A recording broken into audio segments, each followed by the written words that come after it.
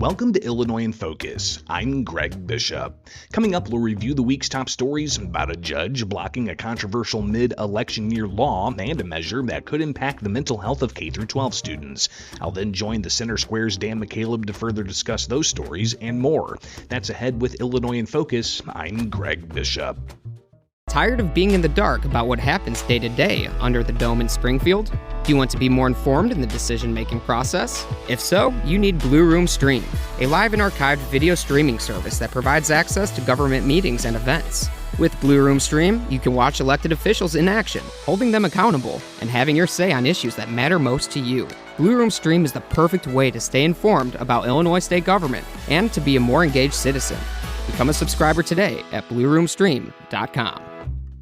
Welcome back to Illinois in Focus. I'm Greg Bishop. Here's some of the top stories from the past week. The Liberty Justice Center secured a court order halting enforcement of an Illinois law that Governor J.B. Pritzker hastily enacted, prohibiting candidates that didn't run in the primary from being slated for the November election. Katrina Peterson reports. Leslie Collazo, the lead plaintiff, said voters are lining up to sign her petitions and that Democrats gutting a bill to hastily enact a law in the middle of an election year helped drive interest. Someone who maybe would not have considered signing a petition for me before felt the need to sign the petition to bring fairness to this process. Hopeful candidates for the Illinois General Assembly filed a lawsuit in Sangamon County Circuit Court alleging violation of constitutional voting rights resulting from recent changes in the rules for slating candidates to fill vacancies. Collazo said she hopes that the Illinois State Board of Elections will stick to their word and abide by court orders if opponents of the hopeful candidates try to object on the basis of the new law signed by Pritzker. They feel their choice was robbed from them with this bill. Collazo intends to run against Representative LaShawn Ford, who has been in office since 2007. Meanwhile, Illinois public schools are one step closer to universal mental health screenings of K-12 students. Kevin Bessler reports. The Illinois House passed a measure which directs the Illinois State Board of Education to assess school districts' readiness for universal mental health screenings of students. State Representative Lindsay LaPointe is the bill's sponsor. We are in a children's mental health crisis. I, others in this chamber, and the executive branch leaders believe that we have to be thoughtful and systematic in our work to build up the system. State Representative Adam Niemerg says school districts should retain local control and be able to decline the initiative. There's no opt-outs for school districts if parents, such as myself or other members, are not given access to those questions or know exactly what those questions are or what is going to be asked of their children. If signed into law, ISB will have until April of next year to report back to the governor and the General Assembly the results of the assessment. I'm Kevin Bessler. Those are the top stories of the past week from Illinois. Find more online at thecentersquare.com. Coming up for Illinois in Focus, I'll join the Center Square's Dan McCaleb to further discuss the news. This is Illinois in Focus, a production of America's Talking Network. I'm Greg Bishop. Do you know what elected officials in Illinois are doing with your tax dollars? Do you want to make sure that your voice is heard? If so, then you need Blue Room Stream, a live and archived video streaming service that provides access to government meetings and events. With Blue Room Stream, you can watch how your elected officials make decisions, hold them accountable for their actions, and be a more informed citizen. Blue Room Stream is the perfect way to get involved in the democratic process and to make a difference in your community. Subscribe today at blueroomstream.com. Welcome back to Illinois in Focus, powered by the Center Square. I'm Dan McCaleb, Chief Content Officer at Franklin News Foundation, publisher of the Center Square Newswire service. We are recording this on Thursday, May 23rd. It's been a hectic past week at the Illinois State Capitol as lawmakers work to wrap up legislative session. As of this recording, no state budget has been introduced despite the deadline looming. Legislators in both the State House and Senate, however, did pass a curious change to state law this week. The change will replace the word, quote, offender in some parts of criminal justice law with the term justice impacted individual. Joining me today to discuss this is Greg Bishop, the Center Square's Illinois Associate Editor. Greg, with the justice impacted individual change set to be sent to Governor J.B. Pritzker for his signature, tell us what this is all about. So the bill itself deals with Illinois' adult rehabilitation program. And ultimately it's about focusing on first-time offenders and putting them in kind of a diversionary type of program. And, there's X number of different types of these offenders, and when they brought this bill up, it was really to add to a board that oversees the Adult Redeploy Initiative, the program, to add to the board members of the Illinois Department of Corrections and another state agency, just to oversee the board, but it included changing some definitions in state law. And Dan, we see this quite a bit in the past few years, a lot of movement to try to change the definition of words in state statute. We've seen efforts, for instance, to change a pregnant woman to, a different type of definition. And even today, the issue of definitions came up with a separate bill that had the words opposite sex, but the sponsor of that legislation couldn't define what opposite sex was when pressed by a Republican opponent of the bill. So ultimately, this adult redeploy program, having new people to oversee some of the operations over the board, it led to an interesting debate on the Senate floor as to the definition change of offender to justice impacted individual. But what was really interesting was the focus Republicans had was, are they changing the definition of victim in those particular state statutes? Right. So clearly an issue of what the priorities are.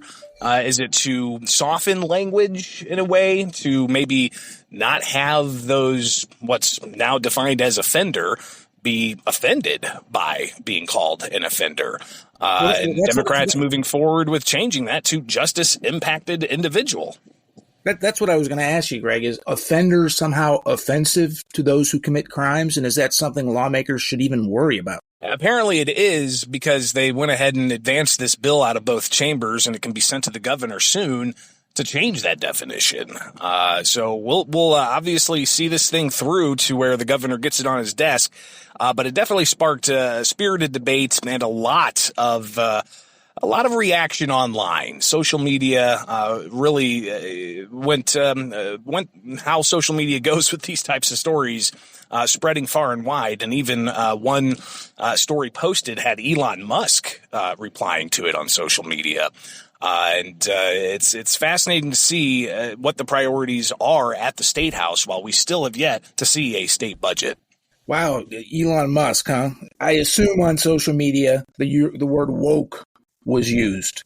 Common among conservatives, I guess, to describe what Democrats across the country have been trying to do with things like language. Yeah, and I think Musk himself on social media said something to the effect of, "This is crazy," just in response to another social media platform or profile that shared a video of the debate going back and forth of Republicans demanding answers as to why they're looking to change the word offender to justice impacted individual, and Democrats defending that. So clearly, when it comes to definitions, you see this from time to time, but it also spells out kind of what the priorities are of the Democratic supermajority. Greg, another legislatively passed bill this session that has already been signed by Governor Pritzker and challenged in court has to do with change to election law. A judge this week halted implementation of that law. Tell us what's going on here. So this gets a little bit into the weeds of state election law. At the beginning of each election cycle, the Illinois State Board of Elections puts out kind of the playbook. What are the rules of the road, so to speak, for the elections? And that comes out months in advance ahead of the March primary, to where everybody who's looking to run knows what the rules are. They have to get X number of signatures to get on the primary ballot. If they don't have a member of a particular party on the primary ballot, then state law, election code allows for local party officials to slate a candidate for the November ballot if they didn't have anybody on the March primary ballot. So what happened is earlier this month, Democrats in the House took a Senate bill that had already passed the Senate that dealt with the Department of Children and Family Services, the state's child welfare agency. and they gutted that and replaced it with new language dealing with the election. And what they did really, the major point was they essentially are trying to end the slating of candidates. And again, we're halfway through the election cycle here with just months before the November election and still a few weeks before the June 3rd deadline to file petition signatures to get on the November ballot for those who were not on the March primary. And to go back to the March primary, Dan, as we covered with the centersquare.com, competition was lacking.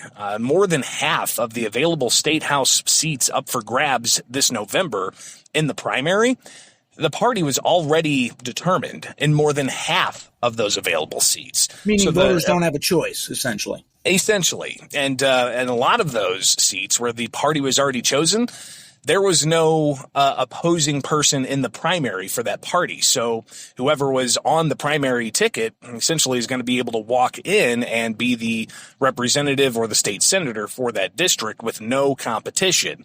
And that's what the slating of the candidates, regardless of, the criticism that there may be about that process, which when the governor talked about this bill briefly a couple of weeks ago, he said, this isn't an election bill, it's an ethics bill, because he didn't want, backroom deals of people in smoke-filled rooms picking who's going to be on the ballot. They wanted to make sure that it was those who were in the primary were able to get on the ballot.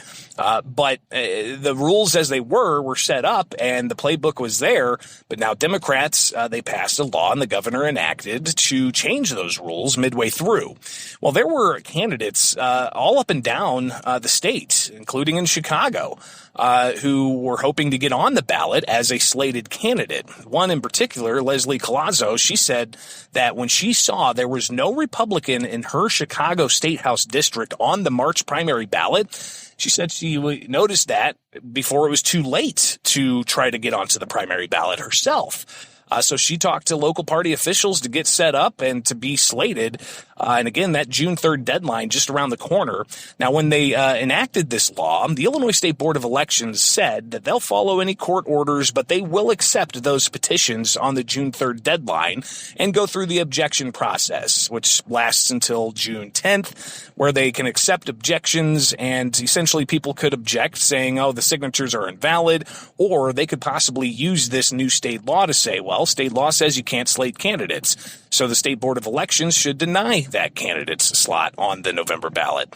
But the hopeful candidates for being slated, they sued. And in Sangamon County courts, and that's the county where the city of Springfield, the capital city, resides, and a Sangamon County judge on Wednesday issued a preliminary injunction against the law from being enacted, essentially saying that you can't enforce this law, and that opens the door for these candidates, these hopeful candidates, to petition to get on the ballot.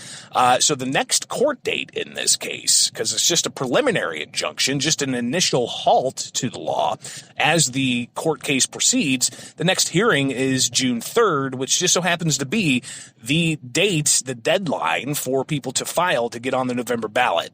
So we'll be watching this closely at thecentersquare.com, tracking this, especially after all the controversy there was of the governor calling it an ethics bill, saying he didn't want backroom deals leading to people getting on the November ballot. But critics of it say all this came together in some back room because it caught everybody by surprise when Democrats in the House gutted and replaced a bill, passed it hastily. The Senate picked it up the next day, passed it. And after that, the governor ended up signing it. All of that within 3 days.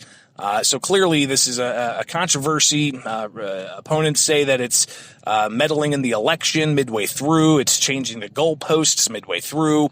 But we'll be watching this closely at thecentersquare.com. One final point, Greg, that just occurred to me. The development this week is the preliminary injunction against enactment of the law, temporarily at least. You and I talked about this when the law was first passed and enacted by Governor Pritzker a couple of weeks ago. One thing I didn't think of, though, too, what happens if a candidate runs or there is a contested primary in either party and the winning candidate, for whatever, they suddenly die or they become incapacitated? Voters aren't given an option then because Governor Pritzker says there should be no backdoor deals? Yeah, and if you think about it, there are policies in place as stopgaps of sorts to ensure that any kind of vacancy is filled. And we see this from time to time, be it, if somebody unfortunately passes away. But more than often, we see legislators retire in the middle of their term. And there's a certain threshold between when a vacancy opens up and the next election. There's a certain threshold where it kicks in a special election, but if it's within a different window, then the local party still has that ability to appoint a replacement for that vacancy. So I think the main point here with this particular law that is now on hold temporarily is they were trying to change the playbook in the middle of the game. Right. And that's where people really were pushing back on this. Now, Republicans said they hear some of the criticism of the slating process, and they said that they probably would have been on board if this was to take effect after the November election, meaning for the next 2-year cycle.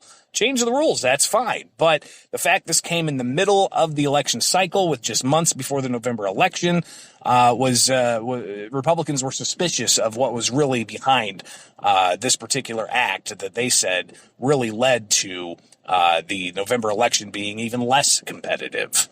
Got it. Let's move on to the budget, or should I say, at least as of this recording, Thursday afternoon, May 23rd, the non-existent budget. Legislators, their schedule gave them until tomorrow, Friday, May 24th, to end session. And we haven't even seen a budget bill yet. Of course, as listeners are listening to this, we're recording it on Thursday, May 23rd. There could be a budget introduced later today, maybe tomorrow, Friday. But anyway, what's going on here?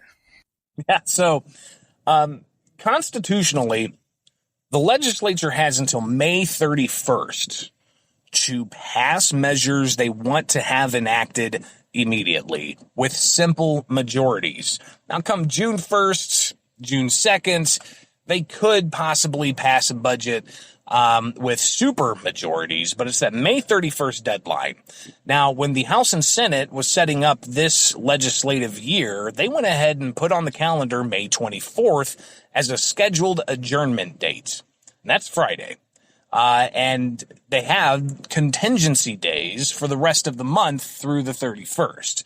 Well, here we are Thursday afternoon now, fully anticipating to see some kind of budget at least to be introduced with some kind of details that the taxpayers may be able to know how the state wants to spend their tax dollars.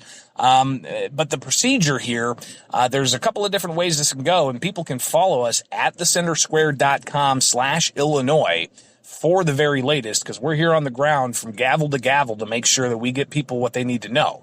But it could be a late night tonight on Thursday. It could be a late night into Friday.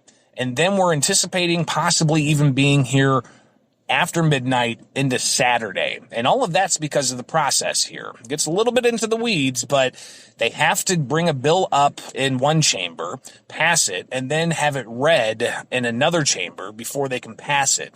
And that is a process that could take an extra day. So the thinking is we could see either the House or the Senate produce a budget and a budget implementation bill, pass it, get into the next chamber, they'll read it, pass it, and then they'll wait until midnight into Saturday morning to then do final action on the budget. So by time people read or start listening to this, we could have a budget. So I encourage people to go to thecentersquare.com for the very latest. Nice on the promotion, Greg. Thank you. We have a limited amount of time for Illinois in Focus, obviously. We could talk about so many other things that have gone on in the legislature this past week. There's the Tier 2 pensions and potential enhancements for that, even though Governor Pritzker has warned his department heads that we might have to cut the budget. Enhancing Tier 2 pensions might cost taxpayers more money. The taxes that Pritzker wanted the tax increases that Pritzker wanted to pass got pushed back from Democrats, but that might be back on the table now. Big revision, or a revision to Illinois' biometric privacy law that businesses across the state were urging. There's still so much that could happen here in the final few days of legislative session.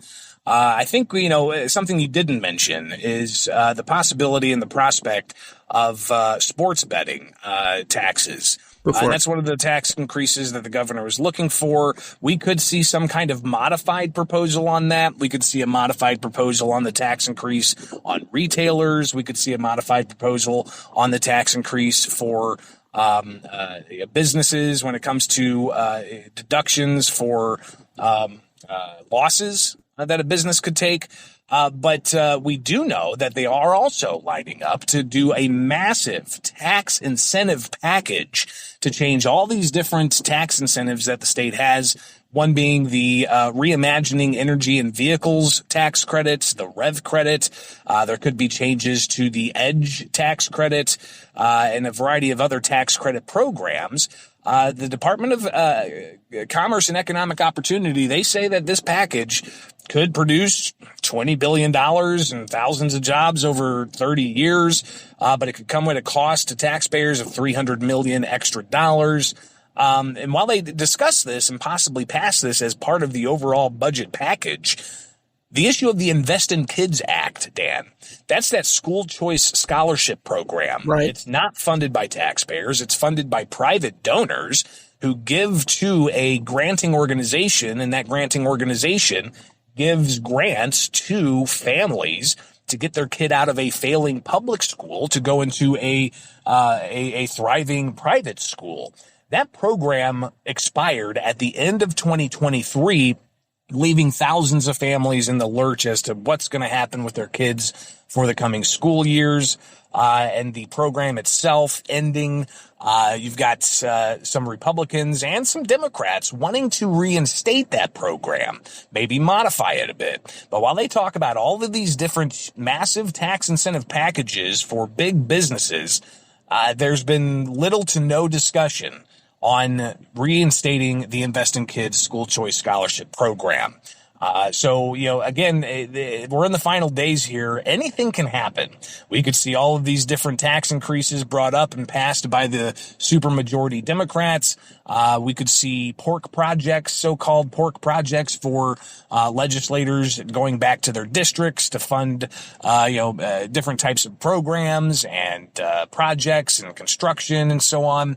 But clearly, I think when it comes to it, the Invest in Kids school choice scholarship program, that's something else a lot of families are looking for, but I don't know if they're going to be able to see that. Well, seeing that we're in the waning days of session, Greg, I think that would be a stretch, but that is an important matter. It's a news story, whether they file a bill and pass a bill or they don't, because as you mentioned, thousands of families are counting on it to get their students, their kids out of some of these failing public schools and into the school of their choice. Greg, I want to commend you and your team, Katrina Peterson and Kevin Bessler. You've been doing a great job covering legislative session, informing our readers, our listeners, taxpayers, voters across the state. And I know you're going to be going at it as long as the three of you need to. Closing comments before we wrap up. I'm glad we were able to do this at this time because later on, my voice might get a little froggy, just from having to be up until gosh knows how late tonight, and then how late tomorrow. It could go into Saturday morning early. And I think people definitely need to subscribe to the newsletter at thecentersquare.com. Make sure you get the latest headlines from Illinois, and our team will be on the ground, gavel to gavel, to bring you the very latest on how you're being impacted by Illinois state government. Thank you, Greg, for joining us today. Hang in there. Listeners, as Greg said, can keep up with all of the stories coming out of Illinois' legislature at thecentersquare.com.